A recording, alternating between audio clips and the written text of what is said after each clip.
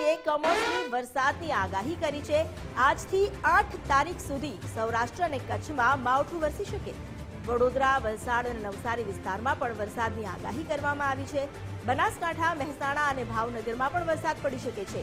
રાજસ્થાનમાં cyclone system સક્રિય થવાને કારણે ઉત્તર ગુજરાત, સૌરાષ્ટ્ર, કચ્છ આ ઉપરાંત દક્ષિણ ગુજરાતના કેટલાક ભાગમાં વરસાદની આગાહી કરવામાં આવી છે।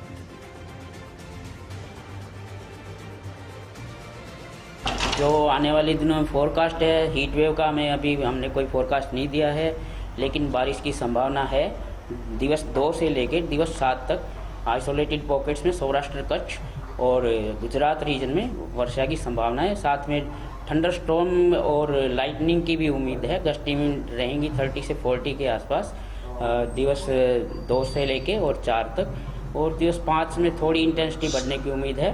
दिवस 5 और 6 में जो गस्टी विंड है वो 40 से 50 किलोमीटर प्रति घंटे की रफ्तार से है। तो आइसोलेटेड पॉकेट्स में गुजरात रीजन और सौराष्ट्र कच्छ में उम्मीद है। डे 7 में भी बारिश की उम्मीद है कुछ डिस्ट्रिक्ट्स में, आइसोलेटेड पॉकेट्स में। और विंड्स जो है लगभग 40 से 50 डे 7 में रहेगी। और जो कोस्टल का जो हमने दिया है, साउथ वेस्टर्ली से वेस्टर्ली विंड्स रहेंगी, जिसमें 15 से 20 नॉट साउथ गुजरात कोस्ट के लिए और नॉर्थ गुजरात कोस्ट दोनों के लिए दिए गई है। और जो साइनोप्टिक कंडीशंस जो फिलहाल है वो एक साउथ वेस्ट राजस्थान पे साइक्लोनिक सर्कुलेशन है, जो कि समुद्र तल से 0.9 किलोमीटर तक ऊंचाई तक स्थित है। हमारी साथे जोड़ाया है संवाददाता राहुल त्रिवेदी। राहुल, અત્યારે હવામાન વિભાગે જે રીતે આગાહી કરી છે, રાજસ્થાનમાં સાયક્લોન શરૂ થયું અને તેની અસર ગુજરાતમાં વર્તાઈ રહી છે, શું અપડેટ્સ છે?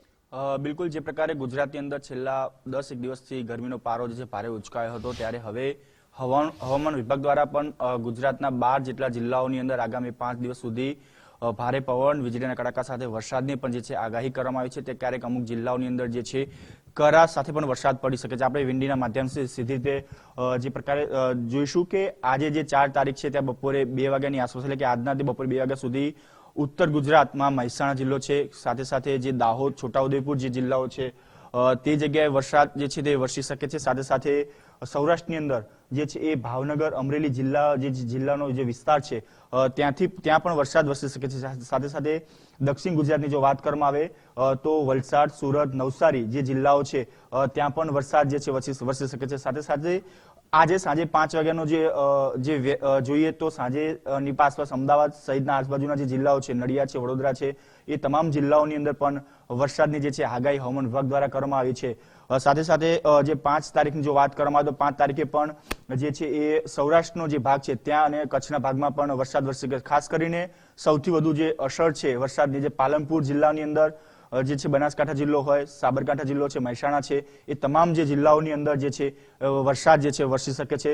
સાથે સાથે બપોરનો સમય જેની વાત કરવામાં આવે તો બપોરના સમયે ફરી એકવાર સૌરાષ્ટ્રની અંદર ભાવનગર, અમરેલી કે જે સૌરાષ્ટ્રના દરિયાકાંઠાના જે જિલ્લાઓ આવેલા છે ત્યાં સાથે સાથે દક્ષિણ ગુજરાતની અંદર વલસાડ, નવસારી જે જિલ્લાઓ છે, વડોદરા જે છે, અને સાથે સાથે જે સરહદી જિલ્લાઓ જે મહારાષ્ટ્રના છે, દાહોદ, છોટાઉદેપુર, ગોધરા સહિતના જે જિલ્લાઓની અંદર જે વરસાદ જે છે વરસી શકે છે।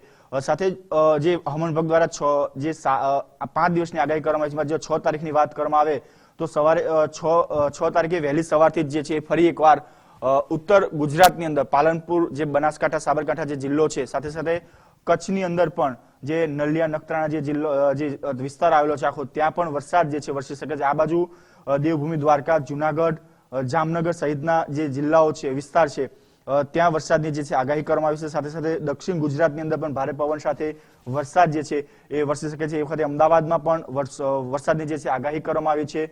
આ બાજુની જો વાત કરવામાં આવે તો મોરબી, સુરેન્દ્રનગર જે જિલ્લો છે ત્યાં પણ જે પ્રકારે હવામાન વિભાગ દ્વારા વરસાદની જે છે આગાહી કરવામાં આવી છે। આગળની દિવસની જો વાત કરવામાં આવે તો 7 તારીખે તો મહેસાણા જિલ્લો, વડોદરા, દાહોદ જે જિલ્લાઓ છે તે તમામ વિસ્તારોની અંદર ભારે પવન સાથે કરા સાથે વરસાદ જે છે વરસી શકે છે। જુનાગઢ જિલ્લો, ભાવનગર જિલ્લો, સૌરાષ્ટ્રનો જે વિસ્તાર છે, જે આખો રાજકોટ, ભાવનગર, જામનગર, પોરબંદર સહિતના જે વિસ્તાર છે ત્યાં જે છે વરસાદ જે છે વરસી શકે છે। બીજી બાજુ સુરેન્દ્રનગર, ભાવનગર એ તમામ જે જિલ્લાઓની અંદર પણ વરસાદની જે છે આગાહી હવામાન વિભાગ દ્વારા કરવામાં આવી છે। જે પ્રકારે ગરમીનો પારો જે છે ઉચકાયો છે, ત્યારે હવે વરસાદની પણ આગાહી જે છે એ હવામાન વિભાગ દ્વારા કરવામાં આવી છે।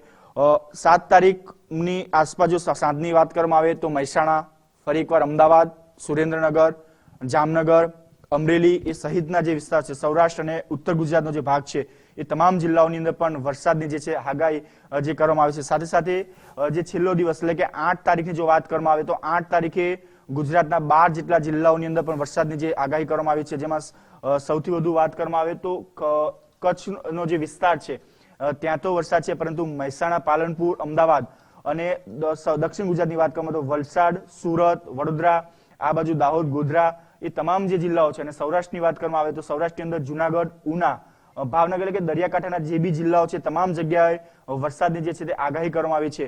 8 તારીખે બપોરે 12 વાગ્યાની આસપાસ જે છે ગુજરાતના મોટાભાગના જિલ્લાઓની અંદર જે વરસાદની જે છે આગાહી કરવામાં આવી છે, જેમાં કચ્છ જિલ્લો તો છે, મહેસાણા, અમદાવાદ, વડોદરા, સાથે સાથે સૌરાષ્ટ્રની જો વાત કરવામાં આવે તો જામનગર, સુરેન્દ્રનગર, મોરબી, રાજકોટ અને જુનાગઢ જે જિલ્લાઓ છે ત્યાં વરસાદ વરસી શકે છે. સાથે સાથે મધ્ય ગુજરાત અને દક્ષિણ ગુજરાત એટલે કે વડોદરા, સુરત, નવસારી જે સહિતના જે જિલ્લાઓ છે એ તમામ જિલ્લાઓની અંદર આજે હવામાન વિભાગ દ્વારા વરસાદની આગાહી કરવામાં આવી છે. આગામી 5 દિવસ સુધી ગુજરાતની અંદર જે ગરમીથી લોકોને રાહત તો મળશે, પરંતુ 12 થી વધુ જે જિલ્લાઓ છે ત્યાં વરસાદની આગાહી કરવામાં આવી છે કે ભારે પવન એટલે 40 થી 50 ની સ્પીડની ગતિએ પવન ફૂંકાઈ શકે છે. સાથે સાથે કરા સાથે અને ગાજવી સાથે વરસાદની જે આગાહી છે હવામાન વિભાગ દ્વારા આગામી 5 દિવસ સુધી કરવામાં આવી છે.